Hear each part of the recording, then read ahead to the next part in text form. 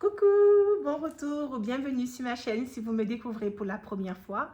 Je suis ravie de vous retrouver pour cette nouvelle vidéo. Nous sommes en février et comme tous les mois de février, j'aime à rappeler des faits notables de l'histoire des Noirs en l'honneur du Black History Month. Et si vous avez l'habitude de suivre mes vidéos, vous savez que le Black History Month a été créé aux États-Unis et le mois de février est consacré à faire honneur à l'histoire de la communauté noire aux États-Unis, n'est-ce pas? À mon échelle, j'essaie de vous relater des faits liés à la culture noire à travers le monde. Aujourd'hui, je voulais mettre en lumière quelque chose qui m'a interpellée. Je scrollais un soir sur Instagram quand j'ai découvert cette vidéo d'une auteure qui s'appelle Véronique Diarra et j'étais scotchée. Si je vous dis, si je vous parle de Cendrillon, tout le monde connaît l'histoire de Cendrillon. Et si je vous disais que Cendrillon était relié à une appropriation culturelle? Tiens, tiens. Je vous laisse écouter Véronique Diarra. J'ai associé cette vidéo à la mienne pour que vous preniez connaissance en direct avec ses propres mots. Je vous laisse découvrir. Le principe Cendrillon, ça existait en Afrique. Et l'idée qu'une jeune fille devienne princesse ou reine à cause d'une chaussure, Comme Cendrillon, quoi. voilà, c'est-à-dire le principe Cendrillon, ça existait en Afrique. Et il s'est mis à raconter l'histoire d'une jeune fille. C'est un conte de l'ancienne Égypte. Et donc une jeune fille qui a perdu sa chaussure parce qu'un faucon lui a volé sa sandale, s'est envolé et a laissé la sandale tomber au pied de Pharaon. Pharaon a vu la sandale. Il a compris que ce n'était pas une sandale d'enfant. Alors il s'est dit, mais la jeune fille qui porte une telle sandale doit être d'une beauté extraordinaire. Il faut que je la retrouve pour l'épouser. Alors Pharaon prend la route avec ses cavaliers. Il va à la recherche de celle qui peut porter une si jolie petite sandale. Il fait essayer à toutes les jeunes filles. Elle ne va à aucune. Il arrive à la maison de Néféra où la belle-mère est en train de la menacer. La belle-mère mécontente le pharaon parce que le chat est un animal sacré en Égypte antique. On n'a pas le droit même de crier sur lui. Et le chat va tout dire. Il va révéler toutes les méchancetés de cette marâtre. Néféra qui essaye la chaussure et le chat qui apporte l'autre sandale pour prouver qu'elle est bien le propriétaire. Et Napoléon séduit qui demande de devenir sa reine. Et ils vécurent heureux et eurent beaucoup d'enfants. Comme tu vois, elle a pris son chat. Quant au faucon, c'est l'ami de Pharaon. C'est le faucon royal. Il s'appelle Mbok. C'est lui qui accompagne le pharaon, voilà, à la chasse. Et il a décidé de les rapprocher pour faire leur bonheur.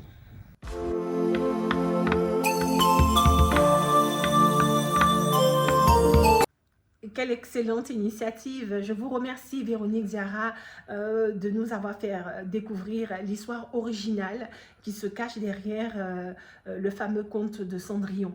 D'accord? Cette histoire, Véronique Diarra, qui est l'auteur du livre La sandale de Néféra, et ce livre est disponible à la vente pour 16 €.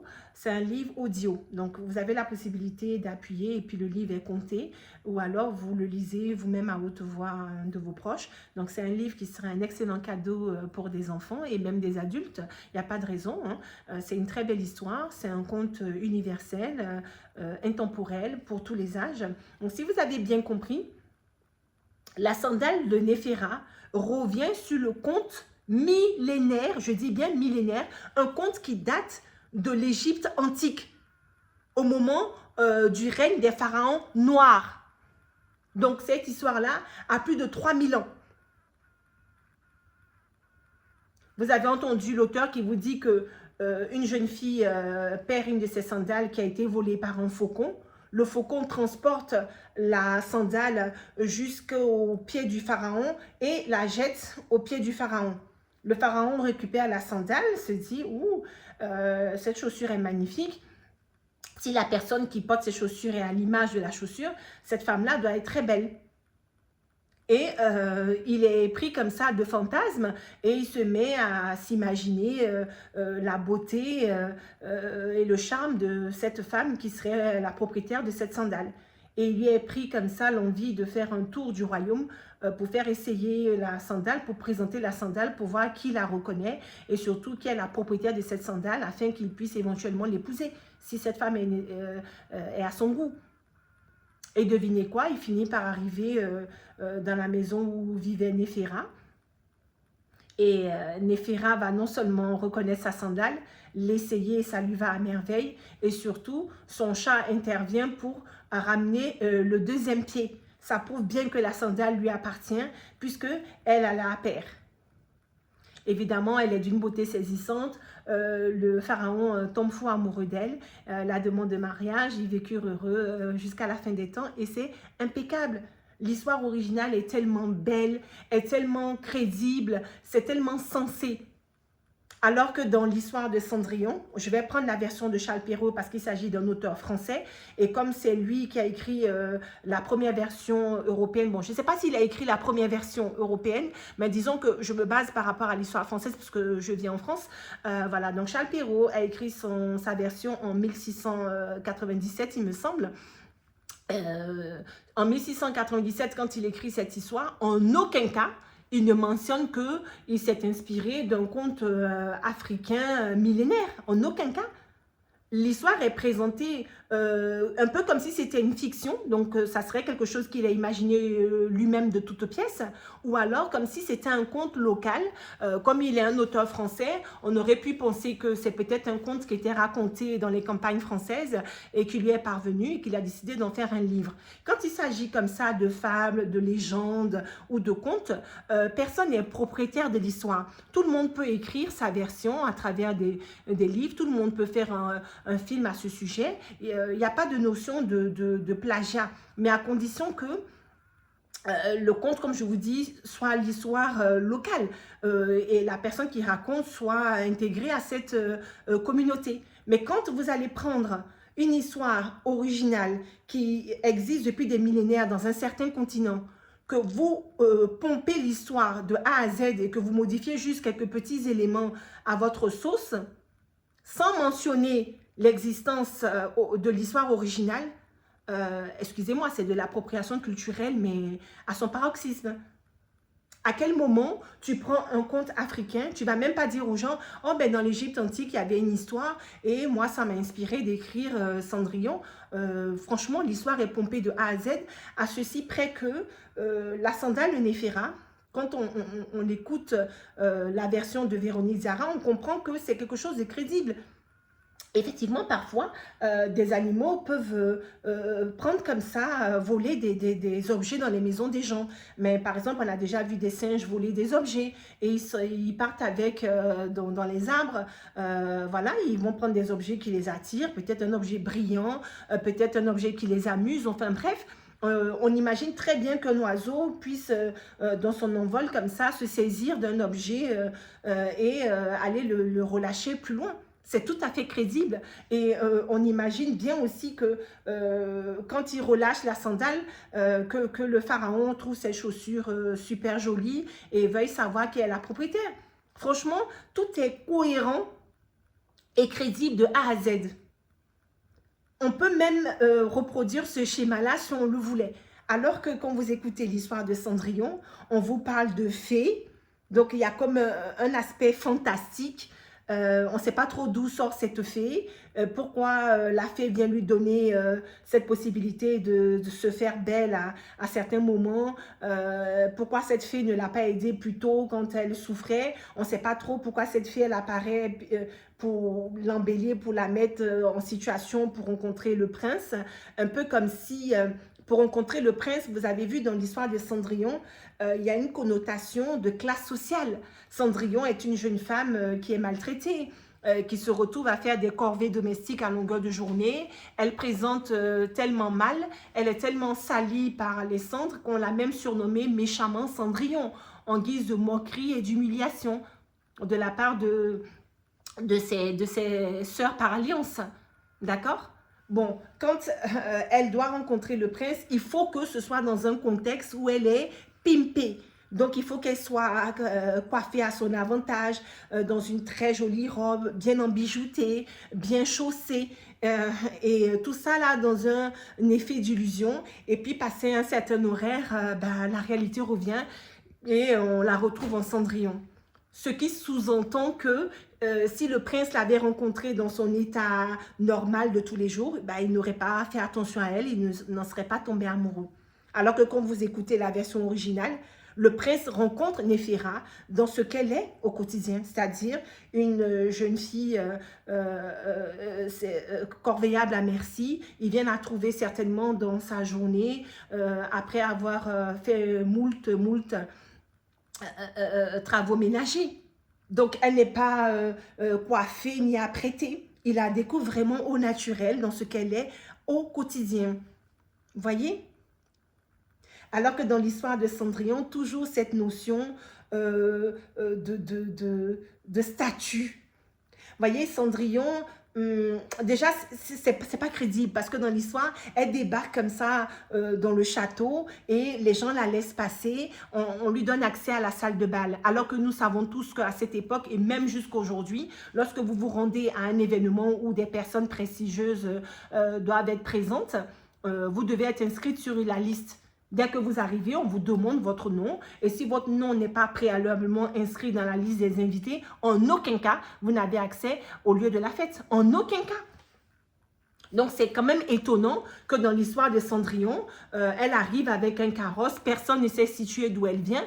En sachant que à cette époque-là, les gens se connaissent dans divers royaumes. C'est un microcosme. Ils sont entre soi. Et puis, franchement, elle ne peut pas débarquer comme ça sans qu'on l'associe à telle principauté, à tel royaume, à telle famille, à telle dynastie. Donc, c'est très étrange. En tout cas, elle réussit à accéder à la salle de bal. Elle réussit à danser avec le prince. Et ensuite, elle disparaît mystérieusement et dans sa fuite, elle perd la chaussure et comme par hasard, à minuit, tous les vêtements redeviennent des souillons, sauf la chaussure que le prince a récupérée. Cette chaussure-là, elle est restée dans l'illusion de ce que la fée a créé. Pourquoi les autres vêtements que Cendrillon avait au bal ont disparu et qu'elle est revenue avec ses vêtements abîmés de tous les jours? Mais cette chaussure-là est restée comme par hasard belle et scintillante aux yeux du prince jusqu'à ce qu'il découvre Cendrillon et qu'elle puisse mettre son pied là-dedans. Donc, il y a un aspect fantastique qui n'est pas du tout crédible. C'est beau de penser qu'une histoire comme ça d'amour peut naître entre des gens qui ne sont pas du même milieu et tous ces trucs-là.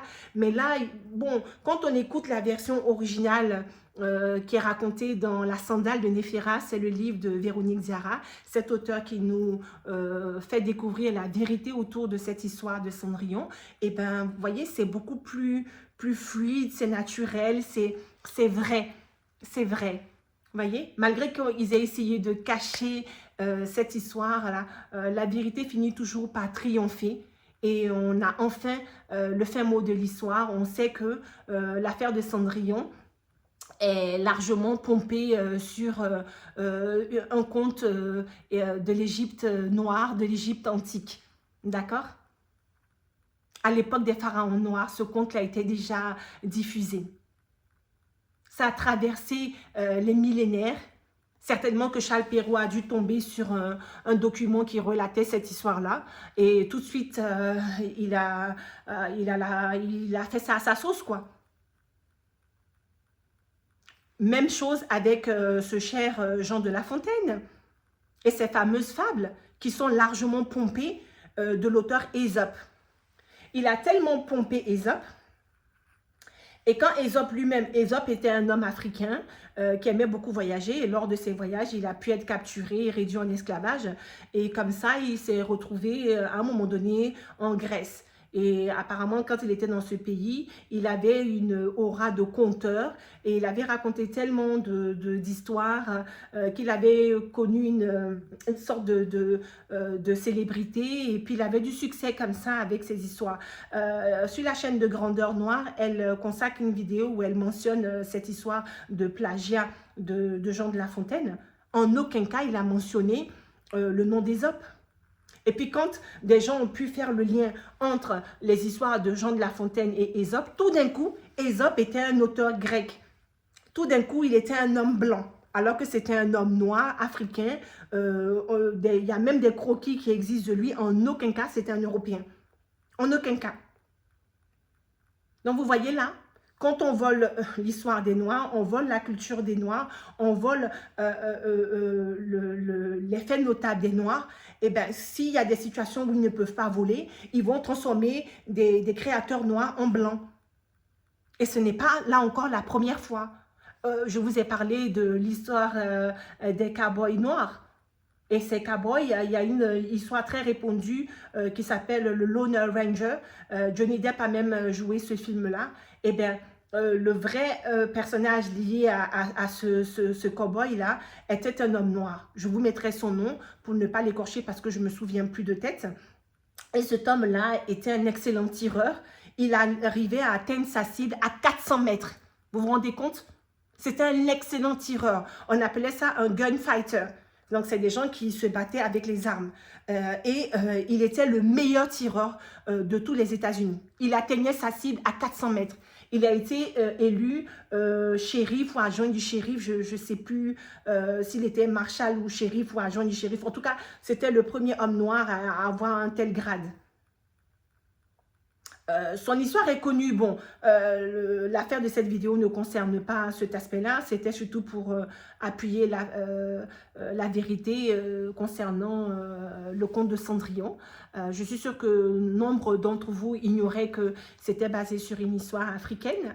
Et je suis contente qu'à travers ma vidéo, peut-être que vous découvrez quelque chose. Moi-même, je l'ai découverte à travers la vidéo de Véronique Diarra. Heureusement qu'elle a eu ce génie, cette bonne idée de faire un livre sur ce conte et pour que tout le monde sache d'où est inspirée l'histoire de Cendrillon, qui est une très belle histoire, qui a plu à beaucoup d'enfants, qui a bercé notre enfance et qui nous a émerveillés, surtout pour les enfants filles. Toutes les fillettes du monde se rêvaient d'être un jour Cendrillon et qu'un prince viendrait les charmer comme ça. Et voilà, on voit que là encore, ça remonte à l'histoire africaine. Et c'est vraiment génial, la boucle est bouclée. Et la vérité triomphe toujours, malgré que l'histoire soit tronquée, malgré que l'histoire soit découpée en morceaux, alambiquée de telle manière que ça aille dans le sens de ceux qui l'ont écrite. Vous voyez, la vérité finit toujours par triompher et c'est super. En tout cas, merci à Véronique Diarra pour cette belle initiative et pour la création de son livre La Sandale de Néphira, que je vous invite à commander tous massivement. Je lui souhaite tout le succès pour la vente de ce livre. Évidemment, moi-même, j'en ai commandé un exemplaire. Au moment où je tourne la vidéo, je ne l'ai pas encore reçu. Voilà, mais rassurez-vous, moi-même, j'en ai commandé un exemplaire et peut-être même j'en commanderai d'autres pour en faire cadeau autour de moi. Je vous remercie d'avoir suivi ma vidéo en l'honneur de ce Black History Month. Je vous demande de relater comme ça entre vous, de commenter entre vous des faits notables de Noirs dans des différentes communautés du monde entier.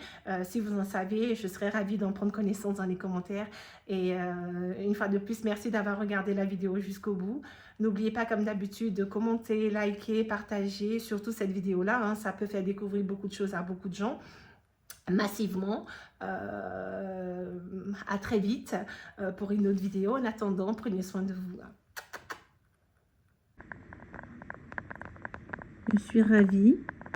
Je viens de recevoir mon livre La Sandale de Néphira. Je vais pouvoir l'intégrer à la vidéo. Je suis vraiment contente.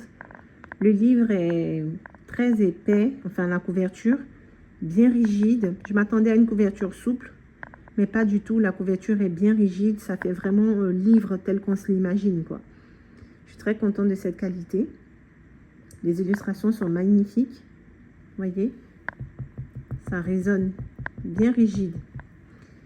En ouvrant le colis, il y avait le livre, évidemment. Une carte, une sorte de carte de visite de l'autrice qui se présente. Et elle offre des autocollants. Bon, on peut les utiliser pour décorer le livre si on veut. Je vous montre quelques pages. Ici, une citation de Marcus Garvey. Le fameux QR code qui permet de scanner et de pouvoir écouter le livre en audio puisque c'est un livre audio. Et là, une dédicace à sa fille qui s'appelle Néféra, d'où le titre du livre. Néféra et son chat. Je vais vous montrer quelques pages vite fait. Je ne vais pas tout vous spoiler.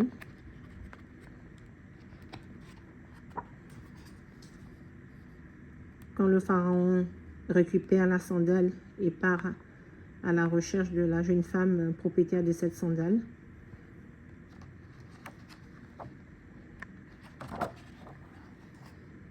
Le pharaon arrive dans la maison de Néféra, etc., etc. Je vous invite à acheter votre exemplaire pour découvrir la suite. Et voilà la fin du livre. Donc c'est top. Et la couverture à l'arrière.